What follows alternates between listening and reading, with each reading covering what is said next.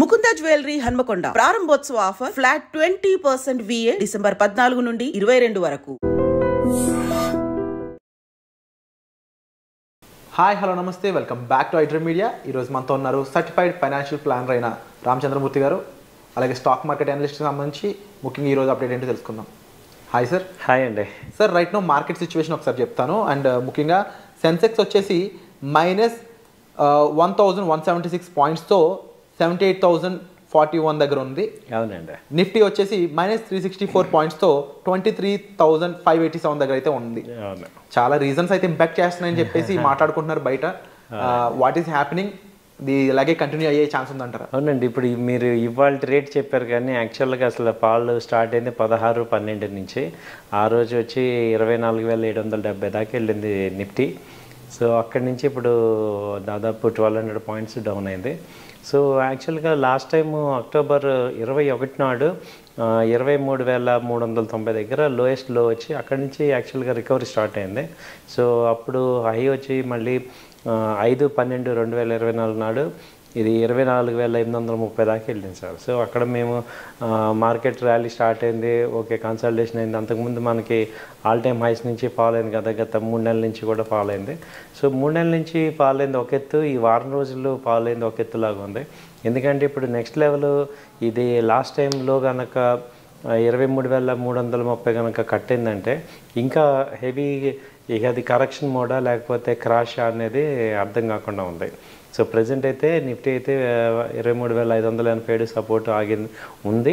So expected ఏంటంటే ఇంకో 200-300 points down అయితే ప్రీవియస్ సపోర్ట్స్ దగ్గర కనుక ఆగితే కొంచెం మనకి రిలీఫ్ వచ్చినట్టే. అయితే ఈలోపు డిసెంబర్ ఎండ్ కూడా దగ్గరలో ఉంది కాబట్టి, ఎక్స్పైరీ కూడా నెక్స్ట్ వీక్ ఉంది కాబట్టి జనరల్గా ఏమవుతున్నాయంటే ఇది క్రిస్మస్ అని అనుకుంటున్నాం. సో ఇప్పుడు మన ఇండియన్ మార్కెట్స్కి జనరల్గా జనవరి నుంచి బడ్జెట్ ర్యాలీ ఇవన్నీ స్టార్ట్ అవుతాయి కాబట్టి ఇది ఒకటి బై అండ్ డిప్స్ లాగా ఛాన్సెస్ కనబడుతున్నాయి. ఎందుకంటే ఇప్పుడు ఈ మంత్ ఎండ్కి ఇంకా 4-5 రోజులే యాక్టివ్ డేస్ ఉన్నాయి కాబట్టి, ఎటు 25th క్రిస్మస్ అలా ఉంది, సెలవు హాలిడేస్ అలా ఉన్నాయి. సో ఏంటి రీజన్స్ ఎందుకు ఇలా అవుతున్నాయి అని ఆలోచిస్తుంటే జనరల్గా చాలా రీజన్స్ చెప్తున్నారు. కానీ మాకు అనిపిస్తుంది ఏంటంటే ఎక్కువ వాల్యూమ్ లేకపోవటం వల్ల కూడా విపరీతంగా అప్ అండ్ డౌన్స్ అవుతుంటాయి. జనరల్గా ఈ FIS, DIS ఎక్కువ పార్టిసిపేట్ చేయరు లాస్ట్ 10 days. దాంతో ఏమవుతుందంటే వాల్యూమ్స్ ఉండవు కాబట్టి up and downs one side అయిపోతాయి. సో ఇది ఒక మేజర్ రీజను. ఆ తర్వాత ఫెడ్ వడ్డీ రేట్లు తగ్గించారు బాగానే ఉంది, కానీ నెక్స్ట్ ఇయర్ అలాగే హాకిష్గా చెప్తున్నారు. అది ఒకటి సెంటిమెంట్ నెగిటివ్గా తీసుకుంది US మార్కెట్స్. అలాగే అక్కడ ఈ డాలర్ ఇండెక్స్ ఒకటి విపరీతంగా పెరగటం, బాండ్స్ రేట్లు బాగా పెరగటం వల్ల ఈ అవుట్ సైడ్ మనీ అంతా యూఎస్కి వెళ్తుంది. అలాగే గవర్నమెంట్ చేంజ్ అవుతుంది. అందులో రిపబ్లికన్స్ నుంచి డెమోక్రాట్స్ నుంచి రిపబ్లికన్స్కి పార్టీ గవర్నమెంట్ చేంజ్ అవడంతో వాళ్ళ ఒపీనియన్స్, థింకింగ్ అంతా కూడా మారుతున్నాయి కాబట్టి జనరల్గా గ్లోబల్ మొత్తం కొంచెం అన్సర్టనిటీ ఉంటుంది. ఈ యూఎస్లో కొంచెం స్టెబిలిటీ వచ్చేదాకా అన్ని మార్కెట్స్ కూడా ఎఫెక్ట్ అవుతున్నాయి. మన ఒక ఇండియానే కాదు, అటు US మార్కెట్, ఏషియన్ మార్కెట్స్ కానీ, అటు ఇది యూరోప్ మార్కెట్స్ కూడా ఇలాగే ఒక రకంగా ఉంటుంది కదా. ఎందుకంటే 4 years US ఒక సిస్టంలో వెళ్ళిన వాళ్ళు ఇప్పుడు ఇంకొక ట్రంప్ ఆల్రెడీ మనం చూస్తాం ఆయన యొక్క పాలసీ ఏంటనేది. సో అలాంటి యాక్టివ్గా ఉంటారు కాబట్టి ఆయనవి అడ్జస్ట్ అవ్వటానికి కొంచెం టైం తీసుకుంటుంది వరల్డ్ అంతా కూడా. అది కాకుండా ఇంకా మళ్ళీ వార్స్ అలాగే కంటిన్యూ అవుతున్నాయి.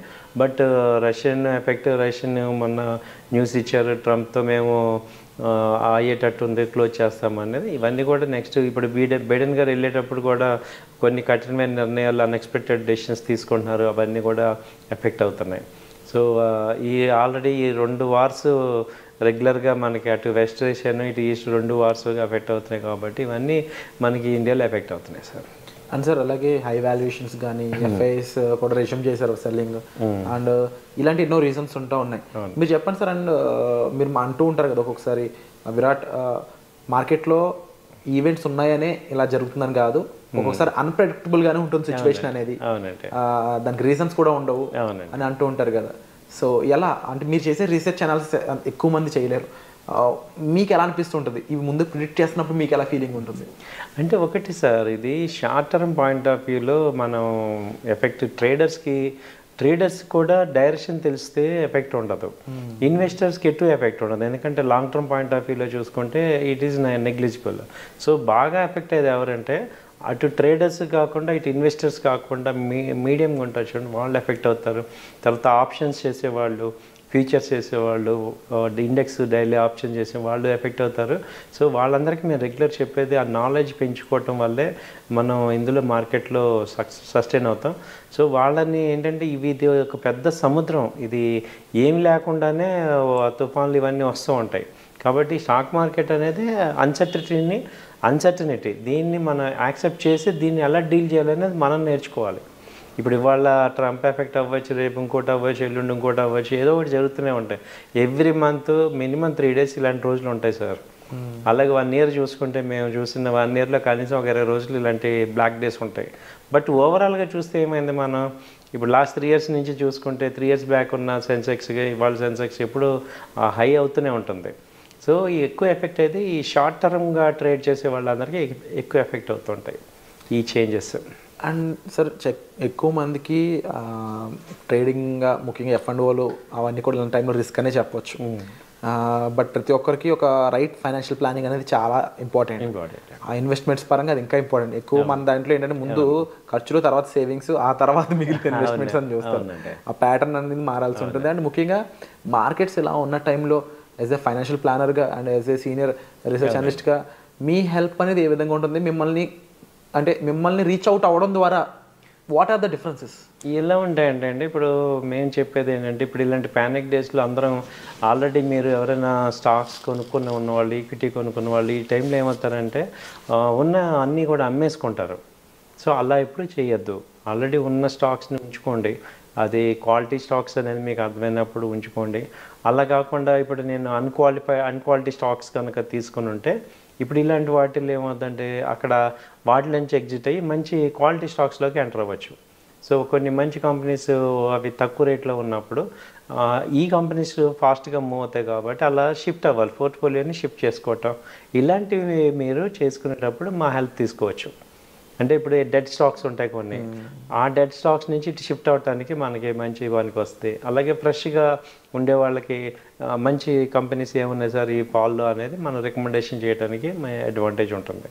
సో ఏదైనా ఏంటంటే మనం ఈ మార్కెట్లో ఒక మెంటర్షిప్ లాగా ఉన్న వాళ్ళ దగ్గర నుంచి మీరు అడ్వైస్ తీసుకోవడం ద్వారా మీరు ఇలాంటి మిస్టేక్స్ జరగకుండా ఫాస్ట్గా గ్రో అవుతాం. ఇది మన అడ్వాంటేజ్. అండ్ తప్పకుండా స్టాక్ మార్కెట్లో మనీ ఎర్న్ చేయడం కంటే ముందు నష్టపోకుండా ఉండడం ఎలాగో అనేది తెలుసుకోవడం చాలా ఇంపార్టెంట్. అలా తెలుసుకోవాలనుకుంటే ఒక సీనియర్ ప్రొఫెషనల్ ద్వారానే మీకు అది పాసిబిలిటీ ఉంటుంది. సో అలాంటి విషయాల్లో రామచంద్రమూర్తి గారికి ఎంతో ఎక్స్పీరియన్స్ ఉంది. రైట్ స్టాక్ని ఎంచుకోవడం అయి ఉండొచ్చు, మీ ఫైనాన్షియల్స్ని మేనేజ్ చేసుకోవడం అయి ఉండొచ్చు, మీ యొక్క గోల్ సెట్టింగ్కి ఎటువంటి ఫైనాన్షియల్ ప్లానింగ్ చేసుకోవాలని ఉండొచ్చు. ఇలా ఎన్నో విషయాలపై మీకు అవగాహన కావాలి, ఒక క్లారిటీ కావాలి. మీ ఫైనాన్షియల్ ప్లానింగ్లో మీరు బడ్జెటింగ్ ఎలా చేసుకుంటున్నారు, ఎక్కడ ఇన్వెస్ట్ చేస్తున్నారు, వాటిలో ఏమన్నా చేంజెస్ చేయాల్సి ఉందా, ఇలాంటి ఎన్నో విషయాలపై మీకు అవేర్నెస్ క్రియేట్ చేస్తూ సార్ పర్సనల్ అపాయింట్మెంట్స్ అనేవి ప్రొవైడ్ చేస్తూ ఉన్నారు. మీరు డిస్ప్లే అవుతున్న నెంబర్స్ కాల్ చేసి డైరెక్ట్గా సార్తోనే మాట్లాడవచ్చు. Thank you so much sir. Thank you అండి. నమస్తే.